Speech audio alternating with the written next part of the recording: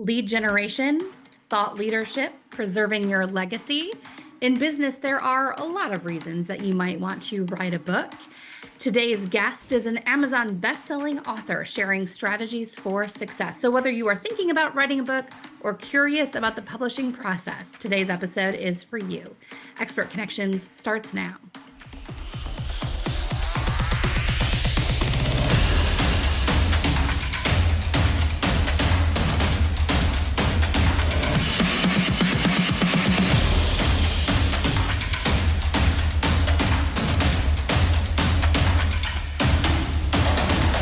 Today on the show, we have a best-selling Amazon author who's going to share her strategies for success. So whether you are thinking about writing a book that maybe someday you'll get to, today's show is for you. Our guest today is author Allison Spooner. Allison, welcome to the show.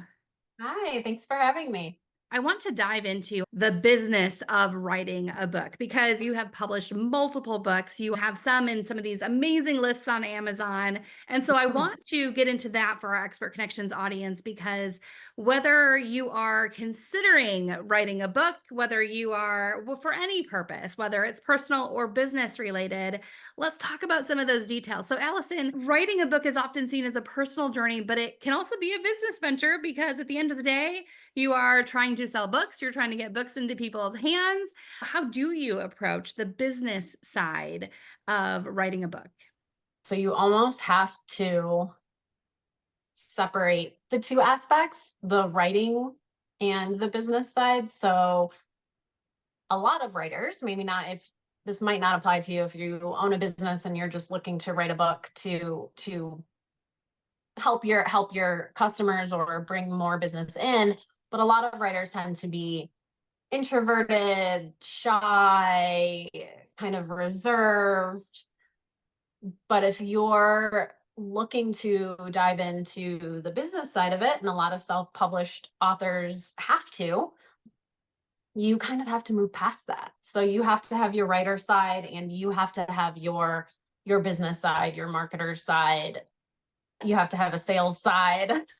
So you can't let the insecurities that might come with writing a book impact the selling of the book. So you kind of have to see those as two completely separate journeys, separate jobs, and separate people.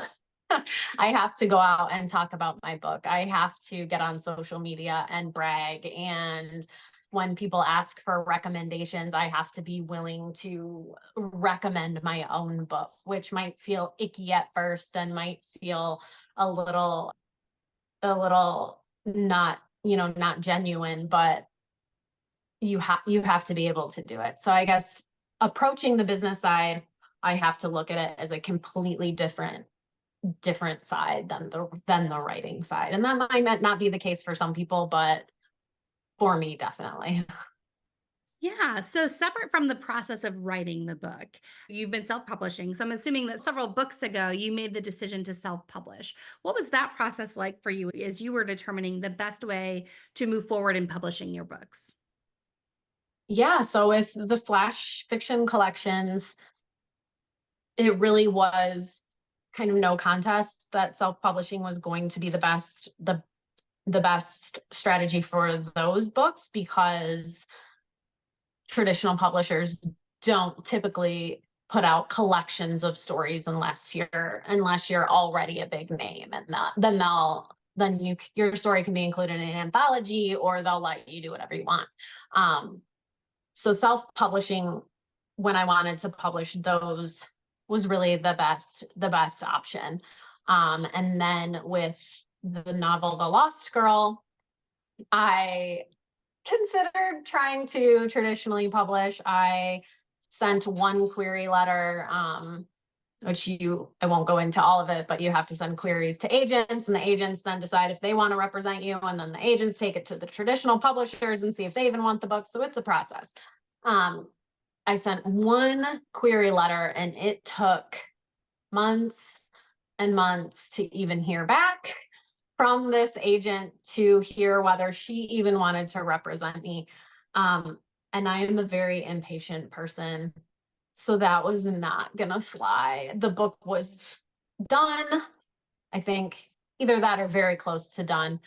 And I knew I was going to want to get it out into the world. And I was not going to wait months and months for each agent to try to get back to me. And then who knows how long, years before the book could actually get published. So sending that one query letter made it easy for me to make that decision. But there are a lot of other pros to self-publishing that you might not necessarily get in traditional publishing. You get a lot more freedom over your story.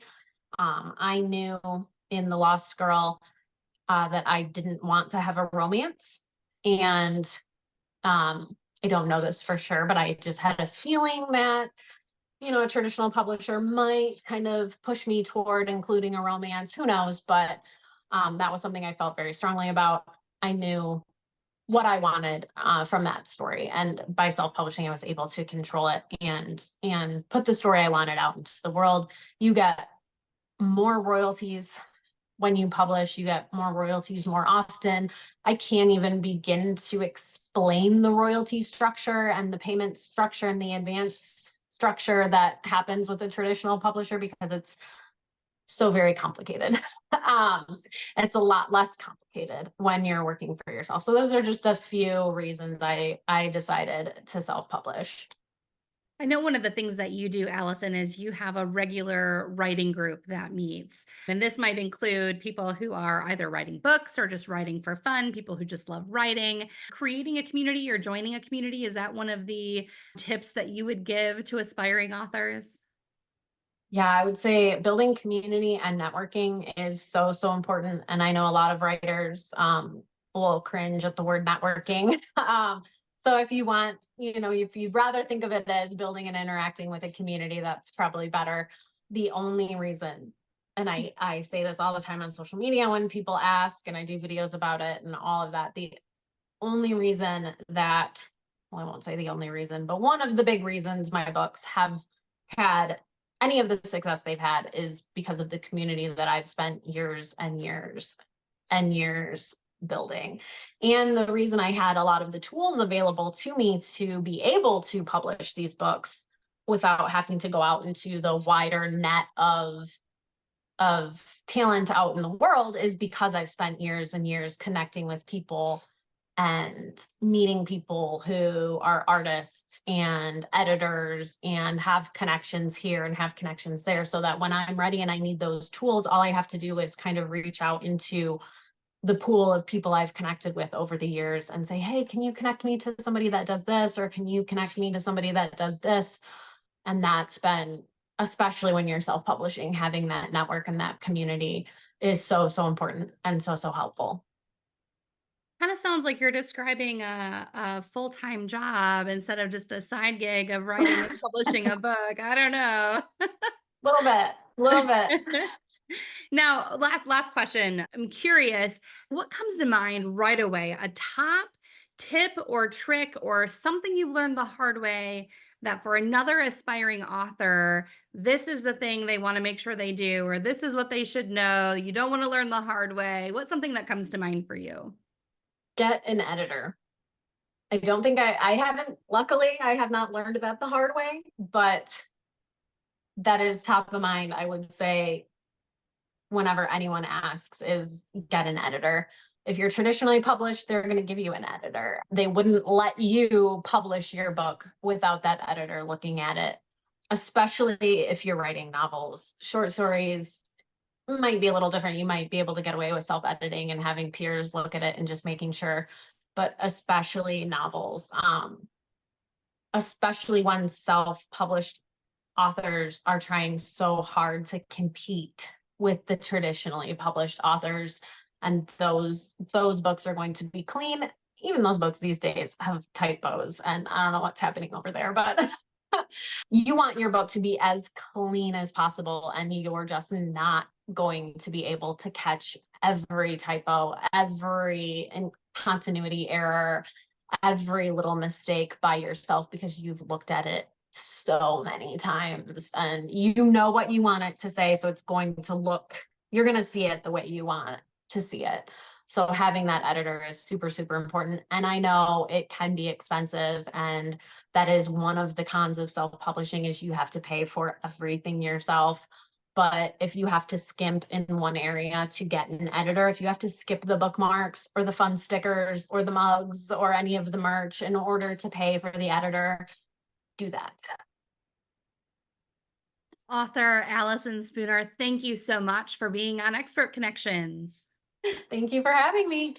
We look forward to seeing Allison's latest novel, The Things We Cannot Change, a story about the ghost created by addiction. It releases on September 30th, launch party shortly before. You can check out all of that information, AllisonSpoonerWriter.com. We'll put all the links below. And be sure to check out our info on a giveaway right here on Expert Connections. We'll see you over in the next video.